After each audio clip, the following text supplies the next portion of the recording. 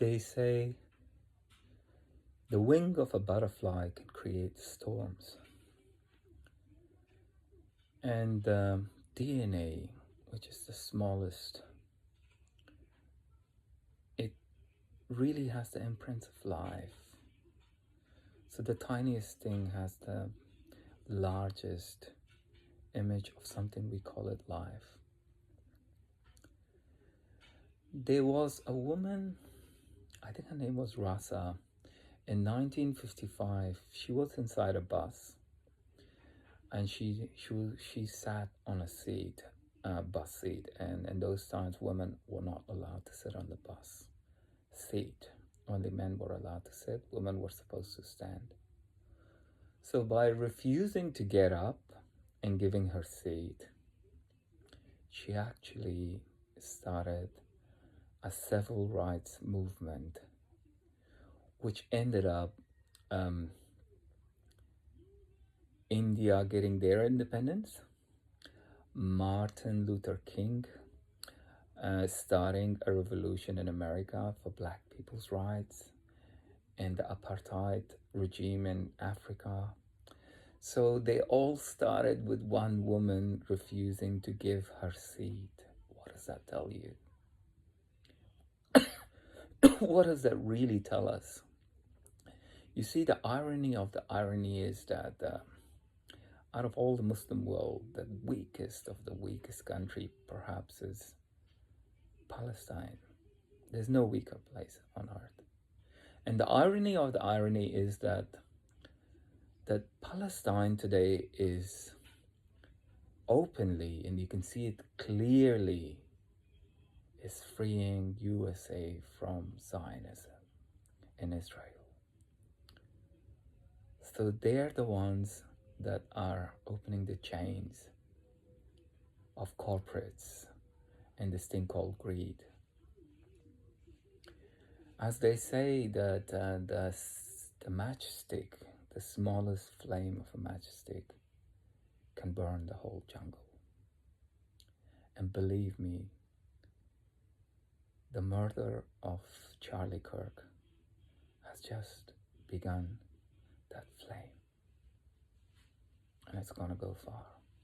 And those who so-called Muslim defenders, blah, blah, whatever, are so stupid, are so dumb, so hypocrite, that they do not pick on like 60 Muslim countries that are cowards, bitches to America. America's their God, their prophet, and USA and Britain's their prophet, and their biggest leader, Islamic leader, is France to these Muslim countries, that they are literally bending over for these countries. And no one's criticizing these countries that Saudi Arabia is funding USA to send weapons to kill people in Palestine, Afghanistan, and the list goes on. And the 7 countries that were destroyed by America, which were Muslim countries. UAE has the biggest secret agency, runs with Israel. Pakistan trains their army leaders in Britain with Israelis together. They're connected, very well connected, and they even got their freedom at the same day. Surprise, surprise.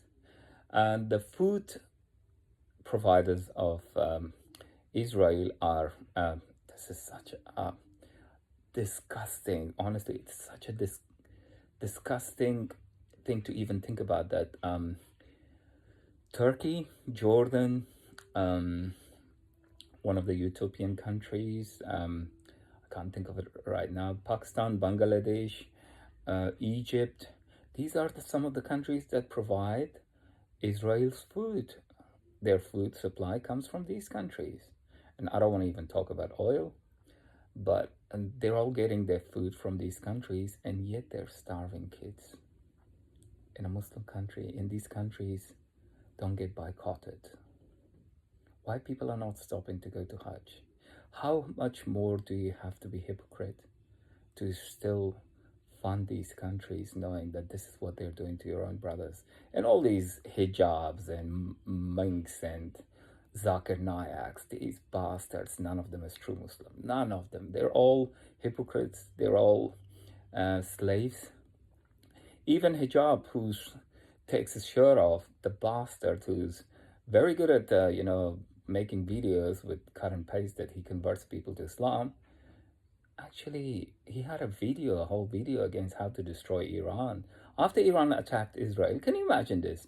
Not that I agree, Iran is a fascist country to Afghans there, as bad as Israel, and I don't know why media sound with all his, debate abilities, is a coward when it comes to Iran. He has not said much that Iran has used Hamas as a proxy and didn't do anything until they were attacked. They're not helping the children in Gaza being starved. They're the one who created Hamas in some ways, and they did not help Palestine when Palestine needed them the most.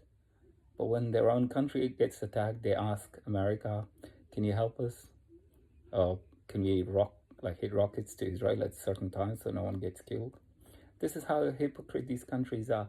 So those Muslims who actually pick and boycott all these Zionist companies should also consider that let's be more honest. Let's be full truthful, not go towards a part of the truth, but that truth. And the truth is that we are hypocrites. And we need to pick on our own countries and say we're the most coward people, the most coward countries, the most psychopathic leaders are Muslim leaders, and the Gulf countries that are like bitches to USA and America, who are dancing at their tip of their finger, and look how they get treated at the end by Israel. Wow, Qatar, my God, it's just crazy. But in spite of all these, they do not learn one thing, that the weakest country, which is Palestine, is saving USA today. What does this teach you? Honestly, this is something you need to ask your own selves.